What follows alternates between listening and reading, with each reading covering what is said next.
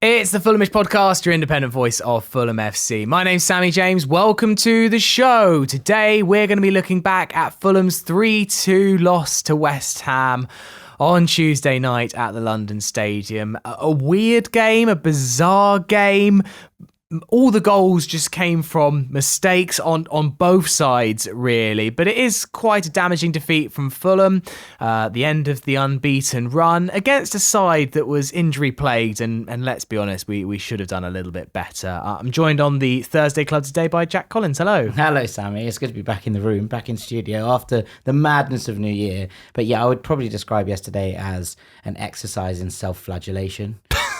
It was the most frustrating game I have watched in so long because it was all so avoidable. And the dominance that Fulham had in those first 20 minutes or so, not being able to take advantage, not being able to upset what was already a pretty sparsely packed stadium. You know, the groans were starting to settle in after the first 20 minutes. And then you suddenly get to that point and you concede such a stupid goal. You let them back into the game. And off we went.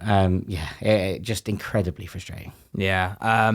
Let's do some 3-word reviews before we get into the debrief, into the melee, into the therapy session, as we often call it, after a defeat. So, what were your faves? I liked Black, White and Fred's Burned to Cinders. Chris Chethezinho's Potter's Bar Frustrates.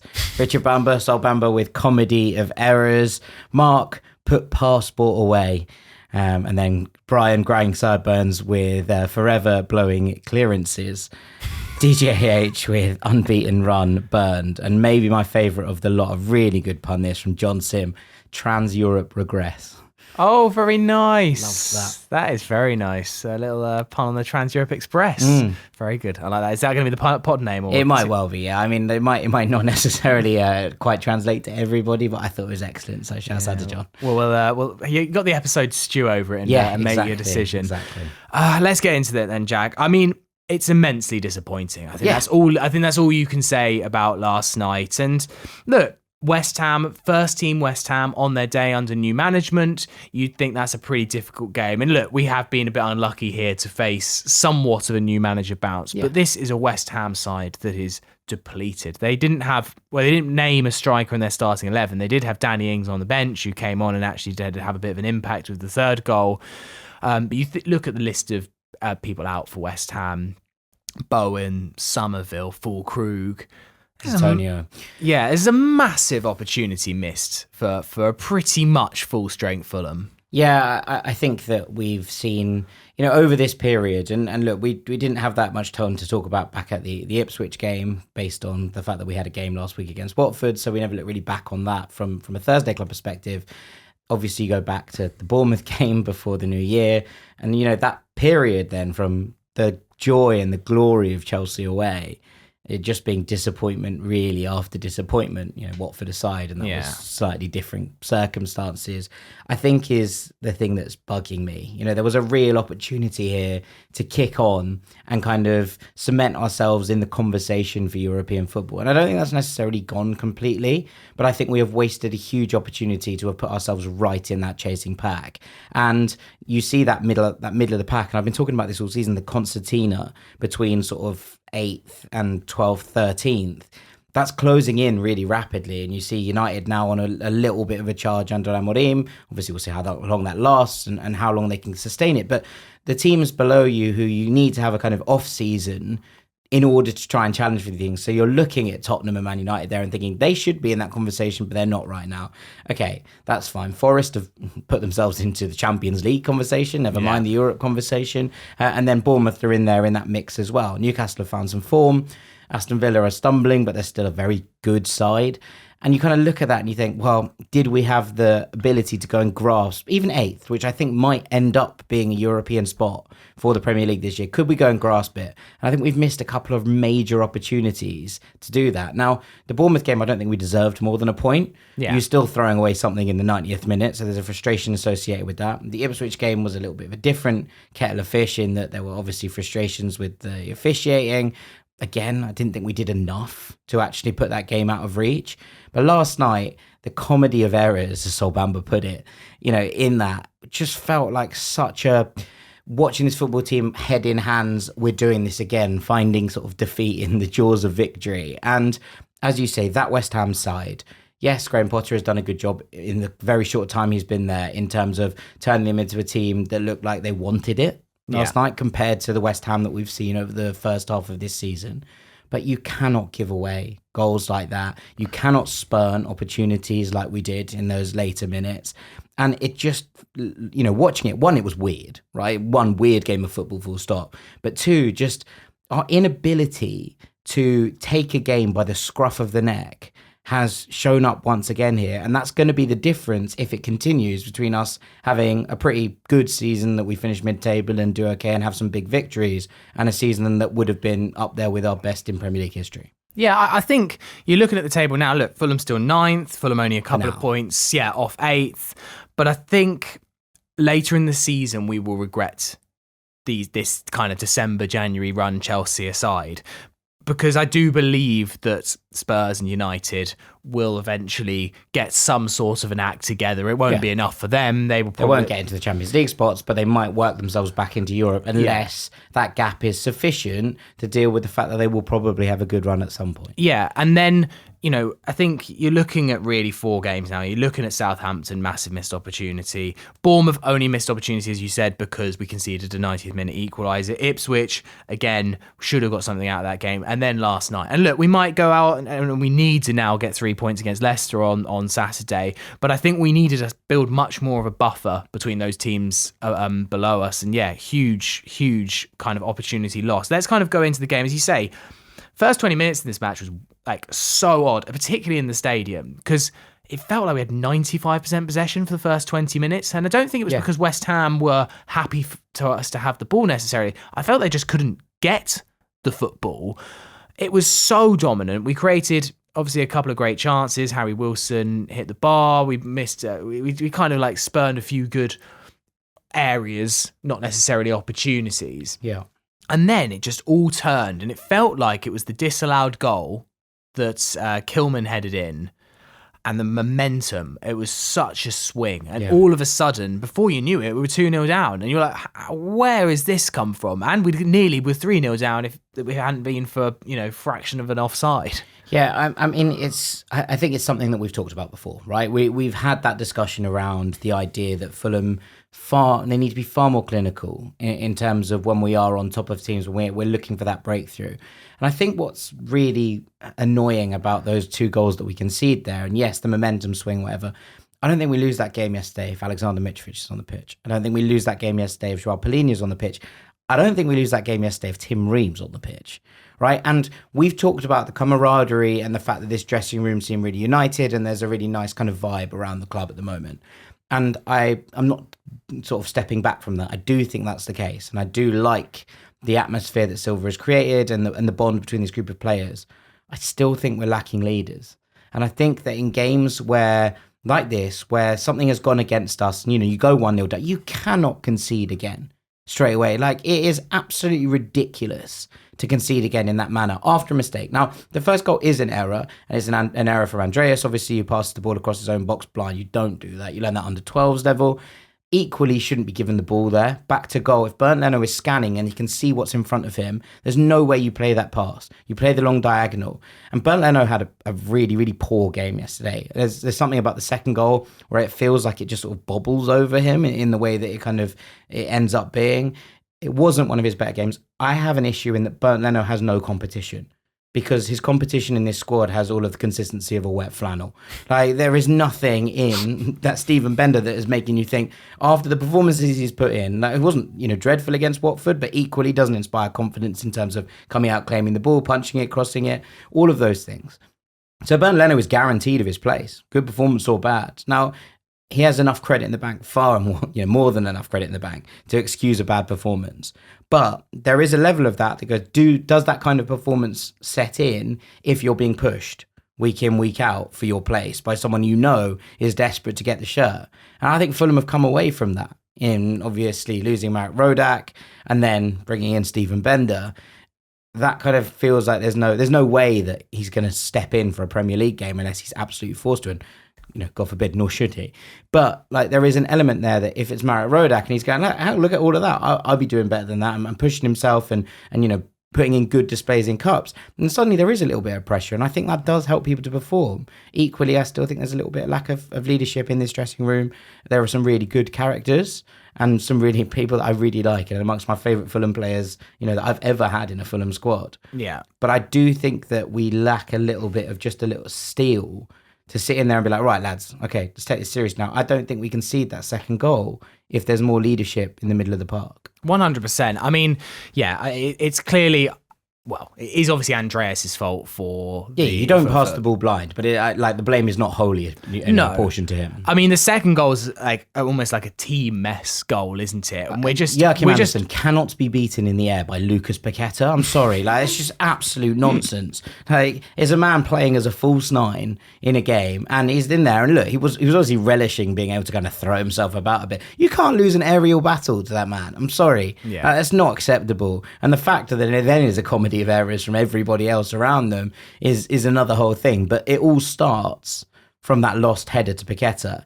That is just not something that you can accept, especially if you are the senior presence in this defensive line. Yeah, I mean, we just lost our heads, and I think it was just momentum that scored. Yeah, first goal was a mistake, but the second goal was just pure momentum, and as you say, head loss, isn't it? Yeah, it needed a leader in there just to be like, all right, lads, we're 1-0 down, but we've played by far the better football. Let's just keep going and just ignore the fact that we're 1-0 down almost. Just kind of switch on. Lads. Yeah, 0-0, lads. And that is, obviously Sunday league management from me, but it needed something along those lines. I think you're completely correct. I think we've got to talk about the midfield, because I think last night might have been the final straw for a lot of people with a couple of players in our midfield. Let's be perfectly honest. Obviously, Andreas makes a big mistake, but I don't think Andreas had the best game. But by far and away, a worse performance was Emil Smith-Rowe. Yeah, absolutely, 100%. This, as the old song went, Smith-Rowe again, ole ole, and by again I mean completely and utterly anonymous, completely invisible. It's not the first time, it's not the last time. I will give him the caveat that he doesn't look fit, at all. But the thing that frustrated me most last night about Emil Smith-Rowe was that he was marking defenders. And this is a thing you see when players go out of confidence. Instead of showing for the ball in those tight areas, they stand behind defenders. They block pathways so they can't get past to.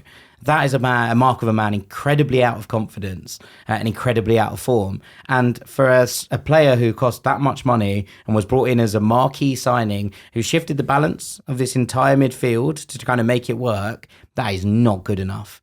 And look, if he's not fit, fine, don't play him. Get him back to full fitness before you throw him back into the squad. We have options. We've talked about it in the 10. The fact is that we are where we are with this midfield. And yes, okay, with Sander Berger out, it looks a lot less stable in those areas. And look, we've complained a little bit about the fact that the five at the back set us back, I think, from an attacking standpoint in recent games, especially in the Ipswich game. But last night, I could have understood it, because there was no shield whatsoever. Sasha's doing his best. Fair play to him. He really does get about. He puts himself about. He is really partial to a reckless challenge, but I wonder if he's just picked that up off JP. But it just felt like he was the only person in there. Andreas works hard, always does.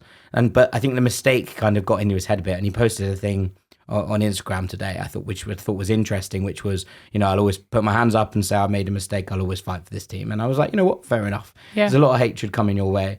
Nothing from Emil Smith-Rowe. It is nonsense. And the fact that chant has gone from Smith-Rowe again to Josh King again, I think is pretty much, is poetic justice in some ways of people's emotions, right? Josh King last night would have offered far more in that role than Emil Smith-Rowe would. And when we're kind of getting it to that point where a player who is so young, and yes, obviously everyone's a bit excited, and you get a bit of fearlessness when you're young, fine. But when you're in that level where an academy product is outshining your superstar signing with every single game they play, something's up. I think for me, the time has come. What I don't understand about what Marco's doing is I think we have a plethora of 10s. I think Smith-Rowe's a 10, and look, it wasn't his day yesterday, but clearly he can have his day. And all of the good bits from the start of the season, right? It's not like Emil Smith-Rowe came in and was bad from the start, right? It wasn't bad from the get-go. No. I think maybe some of what he was doing was overplayed by the mainstream media. Yeah. Like in terms of, I hate using that phrase, but like, you know, when we're seeing things on BBC Sport, like everything good about Fulham comes through Smith Rowe, I was like, you're not watching Fulham. No. Everything good about Fulham comes from Alex Iwobi. But just like moving on from Smith Rowe, look, I think Pereira, for me, I've thought it for a while, his only position for me that he can play for Fulham, or he should play for Fulham, is 10, right? Josh King is a 10. I mean, he did actually come on the left wing last night and look okay, but you'd never start him. You don't really want him there. You don't really want him there.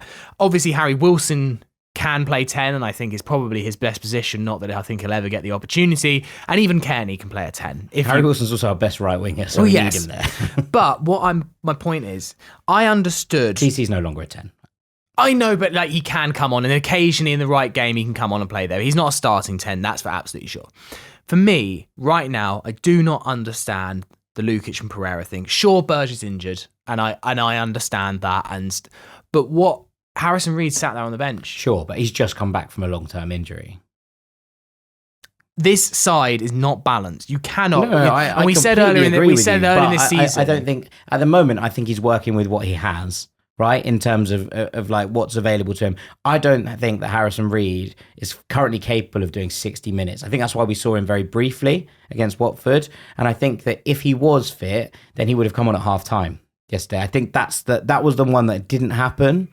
That I thought, okay, he's fit enough to be on the bench. Sure, but like that. Well, I mean, Emil Smith Rowe was fit enough to start, but he wasn't clearly. So there is a level of this that I don't want to complain about Smith Rowe clearly not being fit, and then be like chuck Harrison Reed in there, especially because you know what kind of player Harrison is. Right, he's an all-action, get everywhere, get about the pitch kind of player. If you don't have full capacity there, you're going to set him back. And I think that that's a potential problem with where we are right now. I think if Harrison Reed was fully fit, fully, available last night, he would have definitely come off the bench at half-time. And that's the reason I think there's maybe something slightly hanging over that. Well, and then it needs addressing in January, because clearly you've got too many players whose only position really is just behind the striker. Yeah. And then you haven't got enough players to do the double pivot thing, because, I mean, maybe you do if they're all fit, but you're one short, aren't you? We're definitely one short. I said this in the summer. We needed 2 centre midfielders to replace Polina, right? And they didn't come in. And that was we need a Cuenca type player in terms of his role in the squad for that defensive. Yeah, and that should effectively midfield. be Harrison, but equally, or you assume he's kind of coming to the end of his tenure at Fulham. Sadly, because I think he's a wonderful footballer and he's been a great servant. But like clearly, there is a level there with Marco that he thinks that the club, the team has moved on. Okay, fine. That we need to work out who that player is, and they need to do something about it quite quickly, because otherwise, I think that either Sander Berge is much closer to being back than we expect, or Fulham need to move in the market for a centre midfielder. Well, I was a bit surprised not to see Burge on the bench, because Marco had said pre-match that he's getting back there. And I thought, okay, that might be a bit soon for a start, but it did seem to me from those comments it might be soon enough for a bench. I was a bit surprised not to see him make the subs at all. Yeah. And look, the mistakes last night are a bit bizarre, because I've actually thought for quite a long time this season that Fulham haven't had their Southampton moment. And a lot of bigger clubs than Fulham have. You've seen City, you've seen Chelsea have moments this season where they have passed the ball out the back badly. And Fulham haven't, from my memory, haven't been caught, even been close to being caught, even have one where we've got away with it. So it was a bit weird last night to have 2 borderline 3 moments where that all happened in one game. Because I always do think that we've generally got it sus. But maybe West Ham just looked at Fulham's passing through the back and thought, if you really, really, really press these guys... But I think that's weird. And I think almost the idea, and we might have been, and I know this sounds a bit kind of basic, but I wonder if we were just lulled a little bit into a full sense of security, because West Ham was so passive. One, in their game against Villa on Friday, so passive, completely stood off the ball. And then in the first 20 minutes yesterday, so passive. They let Fulham play around them. And yes, part of it was that we were very good. I'm not trying to take away from how good the Fulham were in those 20 minutes. But West Ham stood off so much. I was stunned by it. And maybe it was the fact that they didn't have the pieces in place. They basically played 4 centre midfielders, 5 centre midfielders, in there with Cottage as really the only wide threat. And then they brought him off. So, it didn't feel, I felt they were trying to pack the middle of the park. Yeah. And, to an extent that really worked. I thought that Edson Alvarez was excellent. There were a couple of really good performances in that team, but they were so passive. It was almost like when they started to press, Fulham were like, what? Whoa, where's that come from? You haven't done that all game. And it did really feel, and I couldn't tell if it was just confidence because they'd been given a goal, but it was coming. Oh yeah, they suddenly the volume dialed right up. It went to 11, not necessarily in terms of the stands, but in terms of the way and the atmosphere and the way that West Ham's intensity changed after that first goal. It was almost like they went, "Oh, that works. Let's do it again." Yeah, and I know that this is all very kind of basic, but when you're thinking on a pitch, we've all played to an extent and to different levels, sure, but like there is a point that when you get that and you get that moment, you're like, "We'll just do that again." Yeah. Do that again, that worked. And you know what? To West Ham's credit, it did. Like, that was something that then frustrated Fulham for the rest of the game. We weren't able to play that out, and we ended up playing far more long balls than we normally do from Bernd Leno. And I think that's what happens with the third goal. Now, obviously, it's schoolboy, but there is a level of it that you're like, he's looking for that pass because he's trying not to just knock it around between the players again. He's looking for the longer pass, and that's what takes him the extra moment that means he gets caught. Now, it's not good enough. Like, let's not beat around the bush. But I do think it's interesting that switch almost caught Fulham out, and that's what I think Marcus Silva said before this game. He was in the press conference, he basically was like, we're trying to glean as much as we can from their game on Friday to see what we're coming up against. And in the first 20 minutes, he would have been like, yeah, we're coming up against exactly the same West Ham. It was only when they flicked that switch that Fulham started to struggle, and I wonder if we just weren't set up for West Ham being that intense in their pressing in the final third, because it didn't look like they were going to be. Yeah. I mean, the third goal really just knocked the wind out of our sails, particularly as we had scored about 15 minutes earlier. I mean, for that goal to happen once for Fulham is kind of weird. Alex Iwobi's looped cross. It wasn't in the near post. It was kind of in the centre of the goal. Raul does brilliant. Yeah, Raul runs in front of it. Anyone near me last night in the lower tier would have heard me shout "No!" just as Iwobi did that cross, because I thought it was terrible. Well, it kind of was terrible, really. And I just was expecting Fabianski to pick it up, and then all of a sudden it's in the back of the net. But for that goal to happen twice in the same match, effectively the same thing, just different players not getting their heads on it. Slightly. The second one's obviously a much more whipped cross. Yeah, but it's still not, again, like in at the post. Yeah, no, it's true. I mean, I guess maybe we would just. That's maybe on Fabianski. It's a bit of a weakness of his but also, like, there's no way with those goals, there's nothing the keeper can do, because if the striker gets a touch, which they're expecting them to do, all strikers want goals, right? Yeah. Then you have to kind of assume that he's going to nick it one way or the other. So you have to make a gamble, and if they don't touch it, sometimes that's just a thing, and it happened obviously twice, and I think that's weird, but not necessarily. I don't think Fulham were playing for it. No, of course. I don't think we were either. I just found it mad that you don't see that goal very often. Then for it had to happen twice. Two more goals for Wobes. Wow, the pre-season predictions looking really hot. Your pre-season prediction. I mean, you've already had Fulham winning at the bridge. I did say we finished 14th though, which is a bit uncomfortable. Okay, well, no, that's what I mean. Yeah, and obviously you said 10-10 for Iwobi. 10-10 for Iwobi, and to win at the bridge on Boxing Day. Yeah, you're doing very well. It's definitely your year in the predictions, Taze. So look, Fulham got back into it. We had 21 shots last night. Like, we had more than enough chances to make it 21 shots, 2 shots on target. Yeah, and obviously that is what I'm going to come on to now. I mean, we did spurn a host of chances. The biggest, of course, falls to Adama Traore in, I think, if it wasn't the 90th, I think it was the first minute of stoppage time. The 91st minute. Okay, I'm going to sound a bit mad here. I obviously think he should score. And at the time, it was full head loss from everyone, myself included. But I have watched the replay, and I'm not forgiving it, but I don't think it's the easiest. It's not, chance. But you have to get it on target. If it gets blocked on the line, frustrating, but okay. Yeah, like, you cannot spoon that over the bar. And I don't think there's going to be people that look at it and go, he's trying to lift it over. That no chance. He's just hit that as hard as he can. There is no way that he is having a think about that and gone, yeah, I'm going to try and lift it in the split-second decision. Like, Adama Traore has just tried to whack the ball as hard as he can to the back of the net, and he's not kept it down. He's not kept his knee over it. Like, I feel like we're talking really basic football terms today, but like, sometimes you just have to. And I think with a game like this, which is really difficult to analyse, you have to kind of go back to basics a little bit with it. And this is it's just wild. It's a wild attempt. If it gets blocked, I'm still frustrated, but I'm far less frustrated. You cannot spoon it over the bar from 3 yards out. I'm sorry. Sasha should do better as well. Yeah. To be honest, like Sasha should do better in the box, in the build up. I think not many people, ourselves included in the stand, thought that Josh King was going to pull off that little bit of skill that he did. I mean, it's absolutely majestic. He's done that a couple of times now. He did it in the Watford game twice. He did it a little bit in the Southampton game as well. I'm starting to get way too excited about him. Yeah, 100%. Like, it's so reasonable. Like, please, can we lock him down to a 10-year contract or something? But, yeah, I mean, Sasha should do better. Adama should do better. The only person that shouldn't do better is Josh King, who does wonderfully. I mean, Timmy Castagna was fuming with Traore that he didn't leave it for him. I'm not 100% sure about that either. Timmy would have got there. No, the trick is also obviously just keep it on target. It goes in. I'm sorry, even if it takes deflection off the defender and gets into the roof of the net, it goes in. You keep that ball on target for them to equalise.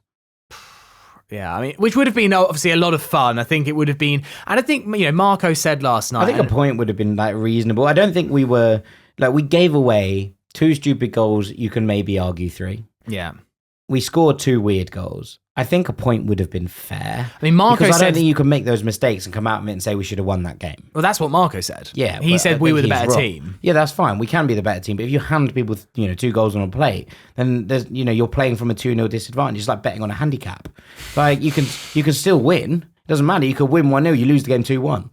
Like you can be the better side. If you're going to hand away goals on plays, you need to be able to deal with the fact that you need to then outscore them. And Fulham, as you point out, 21 shots, 2 on target, that's not good enough. Harry Wilson firing shots off from every angle possible, not good enough. Like, it all felt really weird. There was one from Iwobi even. Look, I'm not going to criticise Iwobi because he scored both Fulham's goals yesterday. And to be honest, I thought that all of our best work came down that flank. He's such a lovely player to watch.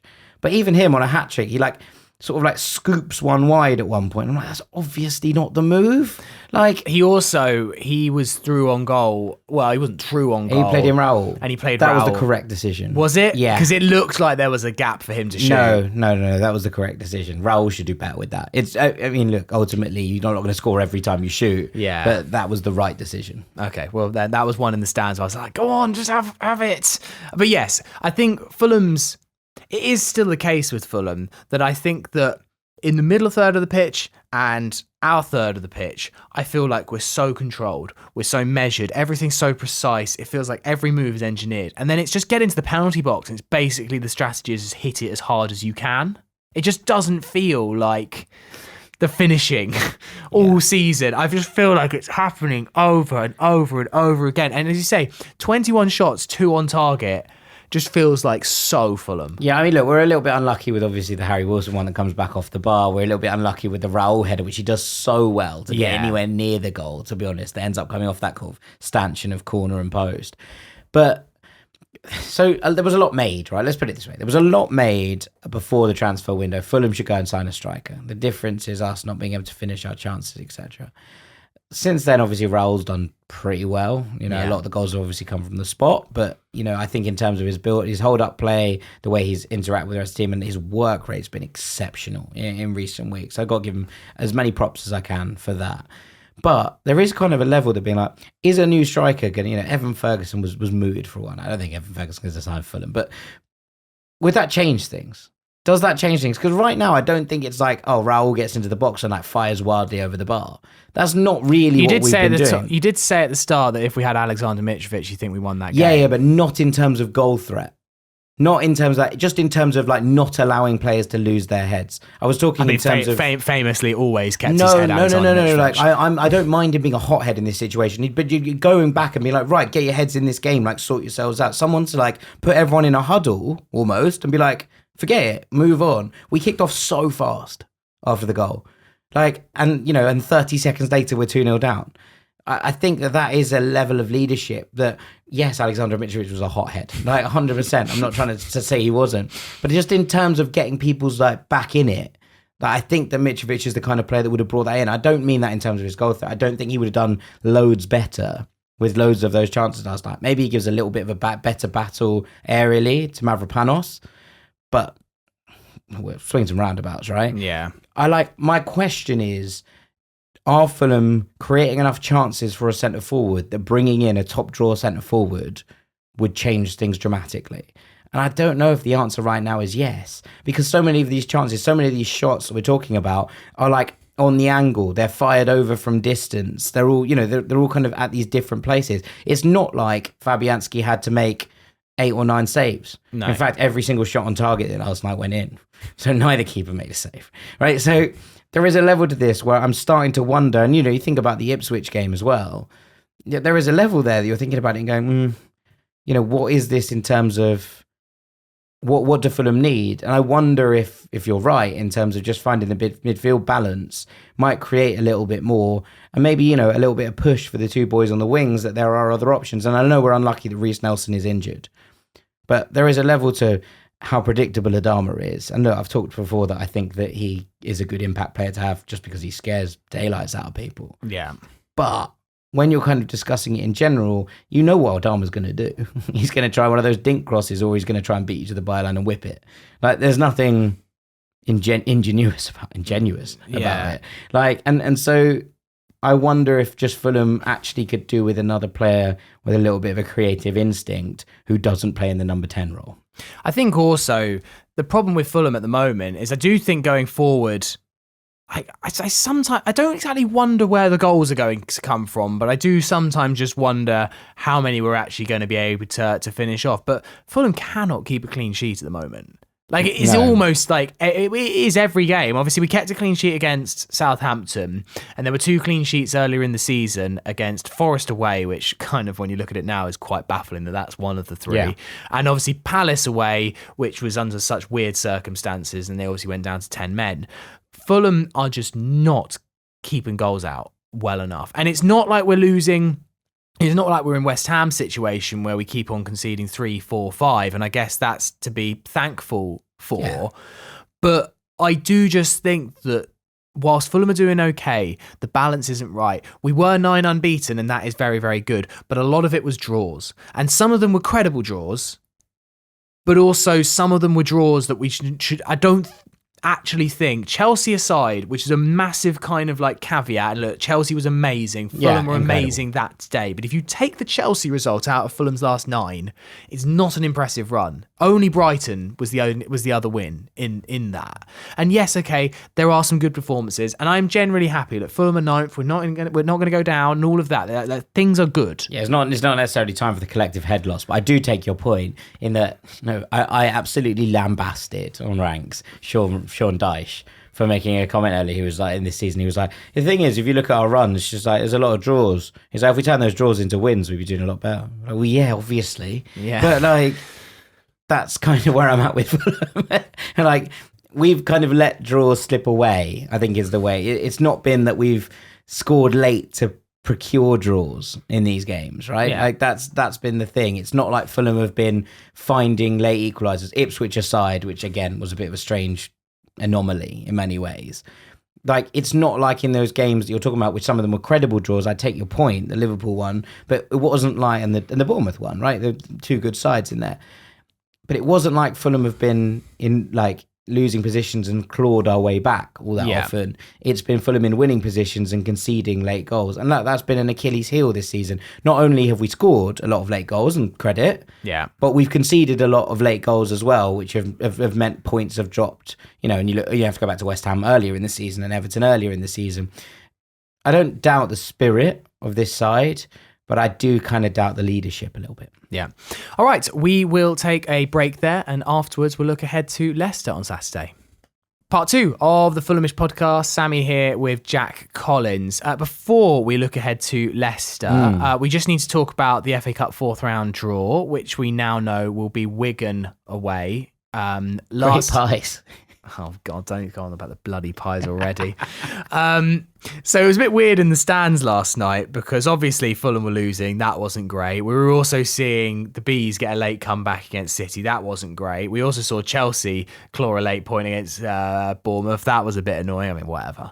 But I think genuinely... We need Bournemouth to drop points. They're our rivals for Europe. Yeah, no, fair. The one, though... And City, actually. Yeah. Of course. The one that was particularly grating was watching Wigan go 2-0 up and absolutely cruise against Mansfield Town. I think, myself included, I really, really wanted the Mansfield one. It just felt so fun. It would have been new, right? I mean, I've never been to Field Mill, and just from doing a bit of initial research, it looks a lot of fun. It was a 2,000 allocation. The ground's right next to the station. It's 1 to 10. We haven't played them since 97, so I haven't been there in my lifetime. And so Wigan, look, it's fine. I think if it had been Wigan initially, I think we'd have all been like, oh, Wigan, that's fun. But there's a little bit given the kind of draw, and then it's taken away from you. There's a little bit of like, here's what you could have had. Yeah. And now it's Wigan, and you're like, oh, it's fine. But I've been to Wigan a lot. I remember, obviously, we've played them plenty of times over the years. Haven't been for a while, though. Both in the Premier League and the Championship. I mean, in one point that Dan Cook made, and this was actually before we Mansfield and Wigan played, and before Fulham played last night, was if you actually want to win the cup or want to go far in the cup, you want to play Wigan. Yeah. Because I actually think that Mansfield, considering they're pushing for the playoffs in League One and Wigan are fighting-ish relegation, and also I just have this weird feeling that Mansfield would have been a sticky little away day. Wigan could be too, and they've obviously got history, but I actually think if you want to find the more winnable game is Wigan. Yeah, probably, yeah. I mean, I don't think there's loads in it, Yeah. but I think you're probably, fair enough. Yeah, I was excited. I have actually seen Mansfield Town play live. Okay. Because when just before I went off to university, I went to the FA Trophy final, which was between Darlington and Mansfield Town. And me and a friend had decided we were going to support Darlington while we were up there in non-league. Yeah. Just as must have been May, so we finished our exams, but we hadn't had the results yet. But so we were like, wicked, we'll go. We went to all the Darlington pubs. We saw Chris Senior score a 120th minute winner to break Mansfield hearts. It was unbelievably great fun. And then my mate didn't get into it, so we didn't end up ever going to see Darlington ever again. So my one experience of one Darlington but two Mansfield was at Wembley with like 50,000 people. Yeah. It was really wild. But yeah, there's my Stags experience. Lovely. Well, look, we won't be getting the Stags experience. No Stags do for us. No Stags do, yeah. I mean, it did just feel like one of those that I think the majority of Fulham fans were excited just by the prospect of, and it's been a while since Fulham have had a fun cup draw, and Wigan's not that I mean, to be honest, going into it, it's about as good as we probably could have hoped for. You get your night out in Manchester as well. Fantastic. Yeah. Double whammy. I mean, the DW, it's kind of a weird one. I refuse to call it anything but the JJB, by the way. No, it's the DW. It's the JJB. The DW stuck is also the Dave Whelan. It just feels like it. It's the JJB. Fine, Stadium, it's the Wigan It's play. actually called the Brick Community Stadium Wow. now. Wow, that is something. For why, I have no idea. It's like someone who tried to call Bolton Stadium the University of Bolton Stadium recently. I was like, do you mean the Reebok? It's the Reebok. It'll always be the Reebok. 100%. But yeah, no, it's definitely the JJB. Okay, right. That is proper Barclaysman days. Yes. Well, I mean, my favourite memory watching Moussa Dembele score a couple of beauties up at the JJB. If you're going and you haven't been to Wigan before, it's a bit of an odd one. It is kind of like one of those that's in an Asda car park. Yeah. But if it's still there, and I hope it's there, they open a bar below the stand for visiting supporters, and it's not just like concrete concourse. It feels almost a bit like a Spoons, but it's inside the stand, and it's all quite like homely and welcome, and they've got screens on with the football, and yes, they do the pies. I will add that I've had the pie, and I think it's okay. No, this is such a bad opinion. It's okay. Come on. It's a football stadium pie. It's best. It's good for a football stadium. It's the best football stadium pie in the country. Well, it's like saying it's the best football stadium hot dog. It doesn't mean it's a good. Hot dog, so well, I have to tell you. It's like saying it's the best football stadium burger. Like, fine, but you're gonna have People wang on about the hot dogs in the Hammersmith end. They talk about how good they are. Oh, what they're called the loaded bad boy. Mate, I don't know. That's what they're actually called. Anyway, the pies at Wigan are good. There's nothing slightly more. I've had to do it a couple of times. More embarrassing of when you have to go up to the people at the Hammersmith end and like, I'll have one loaded bad boy, please. I'm going to clip that bit. Thank you very much. Yeah, we will move on from there. Leicester at the weekend. I mean, look, I said before this run of games, which was obviously Ipswich, West Ham, Leicester and United, that I feel like we needed at least 3 to 4 wins. That's gone out the window. If we do not beat this Leicester side, I genuinely think like... Feels back in the relegation scrap. I think, I don't know, I genuinely think you're just like, this is, yeah, I know, but I think this is mid-table at best if you cannot beat this Leicester side. If we can't beat this Leicester side, my predictions are all going to come true. We're going to finish 14th. I mean, there's not that much of a gap. Like, West Ham has closed the gap to us here. West Ham have had a flat, dreadful season, right? We all agree that West Ham have had a really bad season. They're 6 points behind us. I think it's less than that. I think they're 4. Okay, so they're 4 points behind us. They've got the same, West Ham have the same amount of wins as Fulham. So, like, this is where we're at, right? This is where we've got to. And that is ultimately the difference between this being, as I said at the top, an excellent season where you have some of the biggest results that we've had in absolute donkeys, like the Chelsea game. And even, you look back at the Liverpool game and the way that we performed against Arsenal. There have been some really impressive performances. But we're on the verge of this season sinking back into obscurity. And we really, really need to find our feet again. Because otherwise, that's exactly what's going to happen. You can't have West Ham having this type of season behind you. And look, I think Hammers fans would be the first to say that they are not having a good season. Yeah. They've sacked their manager halfway through it. And that's where the difference between the two teams is. Especially, and they've just beaten us with a completely injury-depleted squad. Yes, in a weird game. But we're on the verge of this not becoming a travesty. Let's put this in perspective. We've seen seasons where things have been travesties. This is not going to be that. And we are a competent and solid mid-table club with the ability to punch upwards. But we're on the verge of what looked like a very special season becoming a pretty middling one once again. Yeah. I mean, this Leicester side, the Ruud van Nistelrooy appointment has been nothing really short of a disaster. They sacked Steve Cooper. It felt one of those that was like... That had to happen, right? It's a bit like, when people say, sacking David Moyes was the wrong decision at West Ham. Like, no. Appointing Julian Lopetegui was the wrong decision at West Ham. Yeah. Sacking David Moyes wasn't. I think Cooper had to go. There was no feeling of camaraderie, support, vibe between the fan base and the manager. And that might be to do with his Nottingham Forest past. It might be to do with the incredibly dull style of football that Steve Cooper plays. All of those things, fine. Yeah. So that was broken from the start. You have to fix that. But there were managers out there, and then you've appointed a Ruud van Nistelrooy. And look, maybe Ruud van Nistelrooy will be a good manager. I don't know. At some point in his career, what he did with PSV was okay. He looked competent during his stint at United, but that is a caretaker role. It's a very different kind of vibe. I don't know. Like, I'm not sitting here and saying that Ruud van Nistelrooy is never going to be a good manager, because I don't think that's necessarily true. I think he might well be. Yeah. But this felt like a huge gamble based on the idea that he beat them twice in like 10 days as United manager with a far better squad. And that's not necessarily the gamble I would have taken. No. It all started so well, didn't they? They won their first game 3-1 against West Ham.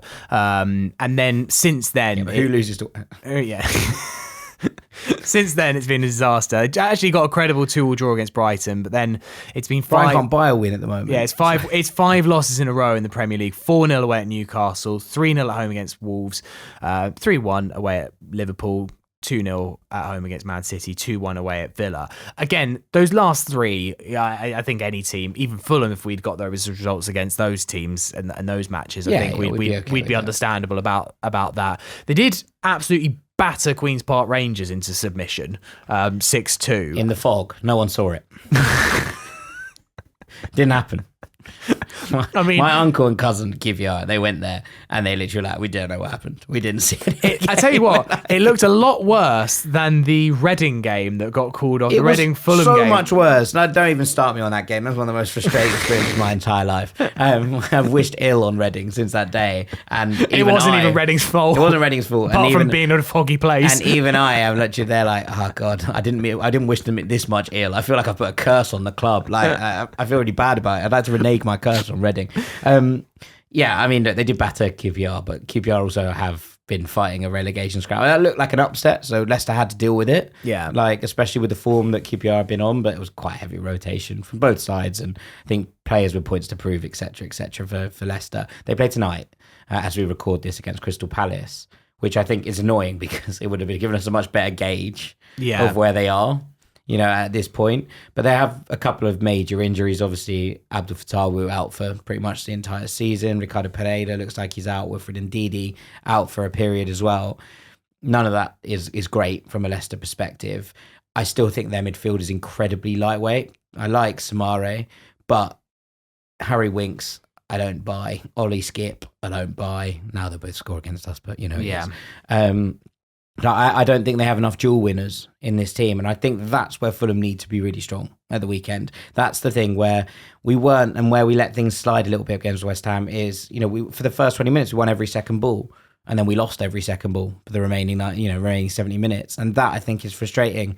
You've got to get into this side, get at them, and try and eliminate any goodwill that the crowd had, and it's what we failed to take advantage of in that early period at West Ham. It's what we need to kick on and do at the weekend. Yeah, I mean, from a Fulham perspective here, Jack, I mean, I've seen quite a few tweets of some starting protected 11s, and this is more what fans think should happen rather than necessarily what Marco will do. But Marco is relatively reactive with his team selections when he thinks he needs to be. I think the most common ones that I have seen is Diop in for Anderson. Yep. And I can't really make any argument with that. Then I think in midfield it is a little less clear cut, but I genuinely would go back to, if Harrison Reed is fit, obviously Sander Berge is fit. Sander Berge comes in. Harrison and Sasha win the duels in the middle of the park, win the game. I think it's the right move for me personally. Then who do you put in the 10? I mean, a lot of people want Josh King. Yes. No. Ooh. I don't think so. I think that is a bold step. I'd give Pereira a chance to redeem himself. What, in the 10? Yeah.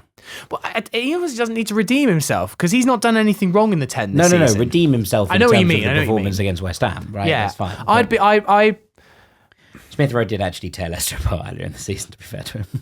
Yes. He hasn't had many good performances in a white shirt, but that is one of the few that we did see where he really was just too good for them. And that's, the point I was making earlier, right? I actually didn't come round to, was early in the season, that connection between him and Alex Iwobi on that left wing, dovetailing, crossing paths, getting Robinson involved on the overlap. We saw so much of that, right? Like, that was where all of Fulham's chances were created. Those three kind of making strides in the middle.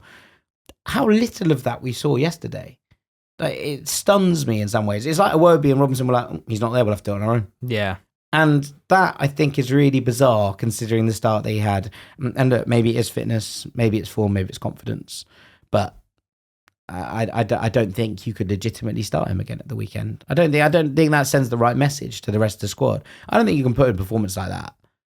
Like, I saw, I looked at the ratings, obviously, that George did on the website yesterday. I was stunned that Emil Smith-Rowe was not the lowest rated player on the pitch. Stunned. Like, I read that same article as well. I feel like the rating didn't fit, the score didn't fit the actual words that he said. Like, it was a completely, should have been an NA. Notably anonymous. Yeah.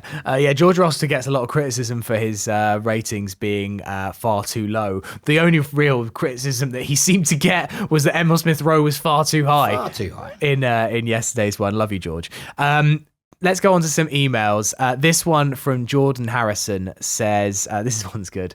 It's going to be good when the subject line is question brackets rant for the pod. Excellent. Jordan says, hi guys, hope you're well. Had a couple of questions that turned into a bit of a rant from me, but unbeaten in 9 only sounds good until you lose, and then it's 1 Premier League win in 5, a relatively easy run of games. So here it goes. Number 1, what has Marco seen in Anderson's recent performances that warrants him starting over Issa Diop? Diop has been a colossus in the centre of our defence for 2 months, while Anderson has regularly been losing duels and now has been targeted by Delap, Evan Nilsson and makeshift striker Paqueta. You might be able to argue he can hit a lovely diag once in every 5 attempts, but when you try in 20 times a game, the opposition become wise to it. Number 2, it might be fatigue, but we are just too safe on the ball when playing against a low block. Everything seems so slow and measured, and it seems we're frightened to play a defence-splitting pass in fear of losing the ball. Instead, we commit more and more players to the attack, and then are right for picking off in transition. It usually takes Tom Kearney to come on to get any level of sustained attacks going, and we shouldn't be relying on a bloke in his mid-30s who can't play the full 90. This is great. Number 3, does ESR even want to play for Fulham? He doesn't run, bottles his duels, and hasn't got into second gear since the start of October. I feel sorry for Andreas, who despite his flaws gives 100% and has been moved away from his better position to accommodate ESR, who doesn't look interested for the majority of the game. With that said, do Andreas or Josh King need to start in the 10 on Saturday? 4, and finally, how does a professional footballer, Adama, miss so badly from 3 yards out? I can't make sense of it. This was sent from actually no, I thought it was sent at 11:30 p.m, in which I'd have understood this email a bit more. It was actually sent at 11:30 a.m, so that's with clarity of thought. It's with clarity of thought. I mean, to be honest, I feel like I've kind of said a lot of those things today, so I'm completely and utterly on board, and I agree in totality. There we go. We haven't got much more to say other than just yes. Great email. James Wilson says, not a question so much as a discussion point that's both encouraging and incredibly frustrating. If Fulham had Forest's mentality, we'd be top of the league, and that's not even an exaggeration. And that's James from Asheville, North Carolina. Yeah, it's hard to describe. Maybe not top of the league, but we'd be in the Champions League places. Like the amount of drop points, the lack of ability to strike when the iron's hot, shall we say. All of those things seem to have been cut out by Nuno. Now they play a slightly different style, etc. But I think the point generally stands that, you know, we go back to leadership. You know, I feel like maybe we're going around in circles in that point, but you know, you've got to have someone who's going to make sure that you take advantage of those. And if you miss your chances and you miss your opportunities to take 3 points, like we did at Ipswich, the next game you are fully laser focused on making that right. And what we saw yesterday was not that, let's say. Yeah. This one from Peter O'Connor. Hi, Fulhamish. Dry January is the month of restraint. So I'm going to ask a restrained question for you that isn't about us directly. How do you feel the referee did in the West Ham game? I felt that comparing today to the Ipswich game, it was clear that the officials today could do their job and did it well, unlike Darren Bond or Andreas Pereira or Bernd Leno or everyone tracking back for their second goal. Maybe I'll have that beer from Peter. Yeah, it was tough to watch yesterday if you were doing Dry January, I imagine. Yeah, I thought the officials did a very good job yesterday. The officials last night across the kind of board, actually having watched all the games back since, all did quite a good job. I thought the referee in the Forest-Liverpool game really let that game flow. I thought the referee did his job mostly. To be honest, I thought it was a bit of a strange game in that Fulham got the bulk of the decisions up to about the 55th minute mark. And from that moment, it almost was like, I think I might have given you a few too many decisions. And a couple went, and that Anthony Robinson was getting very frustrated with the referee, but he also kept barreling into challenges from behind when he was on a booking. And I was like, stop that right now. We cannot do with you getting sent off. So I thought generally the ref did okay. The only thing was obviously blowing up exactly on 96 minutes. Yes, this is what I was about to say. Yeah. I mean, I didn't want to watch any more of that game, so I was done. Like, I was like, just end it, finish it now. Dan Cook, who was alongside me, one of the biggest head losses I've ever seen. It was actually they wasted the first entire minute. No, he was totally right, and we were all angry, but he absolutely lost it, and I loved it. He, on the way out, there's the little walkway between the lower and upper tier, and we were lower tier, and Dan was so annoyed that he kind of forearm smashed this and it was sheet metal. Oh, I thought a bomb had got. I genuinely jumped out of my skin because I didn't see him do it. So I just thought a massive bang happened next to me. I was just, yeah. Anyway, my heart's only just started. Yeah, my heart's only just started really beating after that. Speaking of penalties, or referees, I should say, this is a question that we didn't get onto, but I think actually we would be remiss not to mention it because we always are rose tinted when it comes to Fulham, and I think that Richard's got a real point here. He says, suspect that this will be an unpopular opinion among Fulham fans, but I can see why the referee didn't immediately give the first Fulham penalty against Ipswich. As someone who was in H7 on the day, I was absolutely baffled. The kick onto Harry, although fast, was clear as day. However, the Match of the Day 2 footage shows why Darren Bond might have missed the contact. The first photo shows how ESR runs across the front of the ref's view of the contact at the vital moment. We've then seen how quick that contact is and how it causes Wilson to trip himself up. It's clear to me that the initial contact might be lost behind ESR. And then he goes on to say, my second probably controversial opinion is that despite my love for him as a player and a desire for the best for Fulham, I believe Harry Wilson should have had retrospective action against him for calling the ref a cheat. That should never be acceptable. Refs aren't cheats. They're sometimes shit, but I don't believe they're cheats, and calling them that word in a match from Sunday League to Premier League should lead to a ban. That's me done. I'm probably not welcome on the podcast again or back in H7 for the game against Man United, but I felt like I had to say something in support of refs, as we need them or we won't have matches and brackets. In fact, many youth league coaches are having to ref as there aren't enough people interested in doing it. Mm-hmm. Yeah, and it's an incredibly difficult job. I wasn't at the game, the Ipswich game. I was in Portugal, so I watched it, from afar. And obviously that affects your view of how things spread. And I had a friend who was in the Ipswich end, and I was sort of texting him throughout the kind of the thing. He was like, what's happening?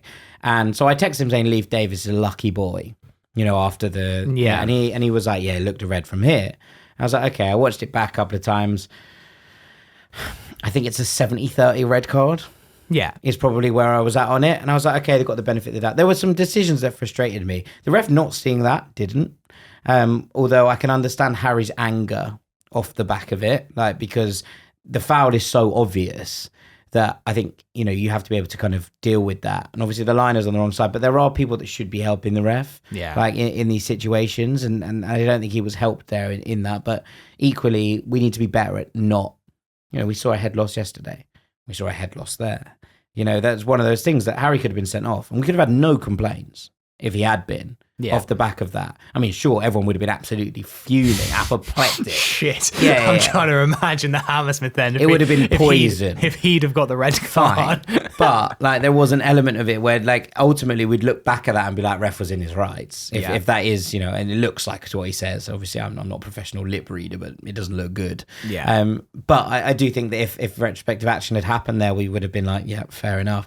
I thought the ref was bad in that game. Yeah, he was. But I didn't think it was quite as, I saw George's rant on this on the podcast.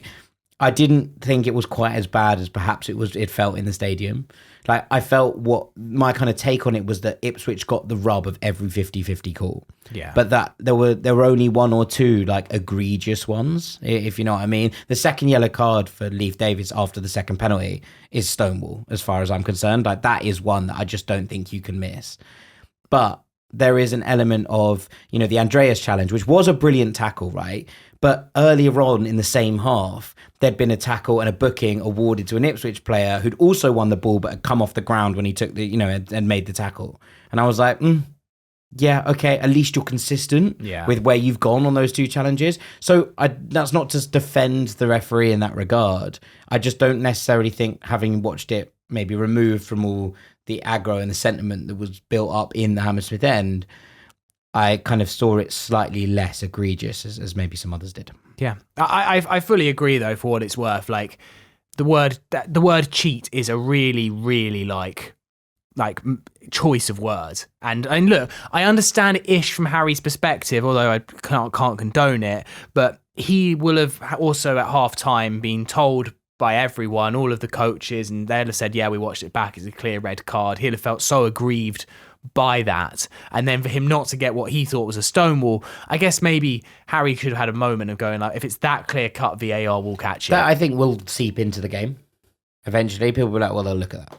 No, they have to. Yeah. And ultimately they did. And the point penalty was awarded pretty much straight away, right? Yeah, because even in the stands, there was a moment of yes, I was angry, but I was also like, he's just got that wrong. Yeah. He's so got that wrong. And it was just, it was an element of a matter of time. Of course, a crowd's always going to react angrily to all of these things. And there is an element of we're chastising Harry Wilson, there have been 10,000 people in the stands calling the referee a cheat as well. But I guess it's different between what it was different personally, right? I do wonder, if there is an element of this, and I thought this was something that wasn't necessarily discussed of the Ipswich game, but it's worth probably talking about quickly now, is that obviously I love Marco Silva immensely, right? And this isn't meant to kind of be a chastisement on his character or anything like that, but he is a hothead as well. And so not only does that feed back into the same way that, we were talking about earlier about leadership and keeping things calm and cold, but also I would wonder if there is an element that Fulham are starting not to get the rub of the green in these decisions, because every time something goes against us, Marco Silva starts barking at the refs. And the players have now started barking at the referees. We saw this in the Harry Wilson thing.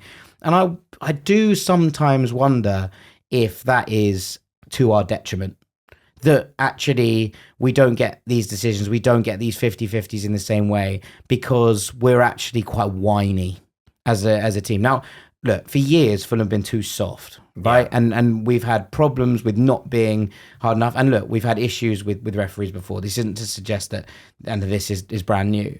But I do think about it sometimes and wonder if those decisions not going our way here and there are not helped by the fact that every time, like Barcelona used to do, and people get really annoyed by it, the way they'd crowd the ref and talk about it. And look, obviously there is an element of this that works, which is why people do it. But I do think about it sometimes. Yeah, it's understandable that Fulham do get so angry, but at the same time, I think you're right. I think we've always been a bit. It's the rough with the smooth, right? I think what Marco's instilled in this squad is a team that's not afraid to stick up for themselves. Yes, but at the same time, you look at very, very top teams, and I don't see them all getting quite so emotionally.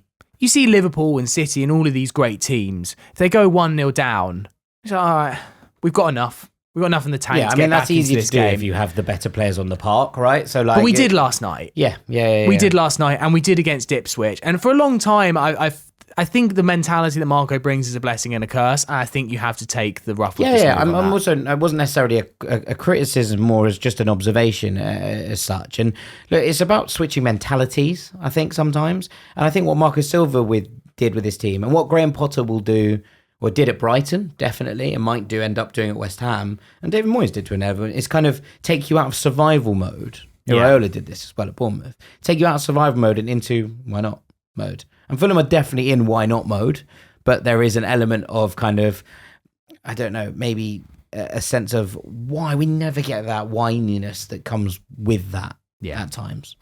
All right, well, that will do for Fulhamish today. What would you like to name the episode? There were some good 3-word reviews last night. Often in defeat breeds lots of creativity. So, Jack, what would you like to go for? My favourite is definitely Trans-Europe Regress. I think that's the best of them, but I'm not going to name it that because I think it's slightly too niche. Okay. But shouts out to John Sim because I loved that.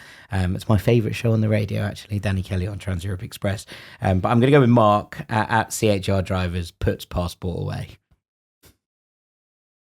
So early. I'm not listening to it. Back in draw. My passport's still getting renewed. I think I really enjoyed it. I was reading Jacob Steinberg's review of the game yesterday, actually, and one of the things he said about Fulham I thought was an excellent 3-word review, and it was just attractive but frustrating. I was like, yeah. Oh, yeah. That's us. That's us, isn't it? Fantastic. I think it's still on. It's still on, but I do think we have to start building up some capital against teams below us. And obviously, it's all going to come down to the end of the season, and Fulham this year are going to have to not be on the beach if we want to actually try and get onto the beach later into the year. Just win the FA Cup, innit? Right, yeah, that's the easy way. I might have gone for style, not substance, in terms of what yesterday's performance felt like. Yeah. Well, thank you very much for listening and watching today. Fulhamish will return on Monday to look back at everything that happened at Leicester City. So if you're heading up to Leicester, we've sold it out. I'm excited for another. Fun. Yeah, I'm excited for another trip to the King Power. Not great pies though. No. average pies in Leicester. So yeah, if you're heading up, maybe see you there. If not, have a great weekend, whatever you're doing, and come on, you whites. You whites.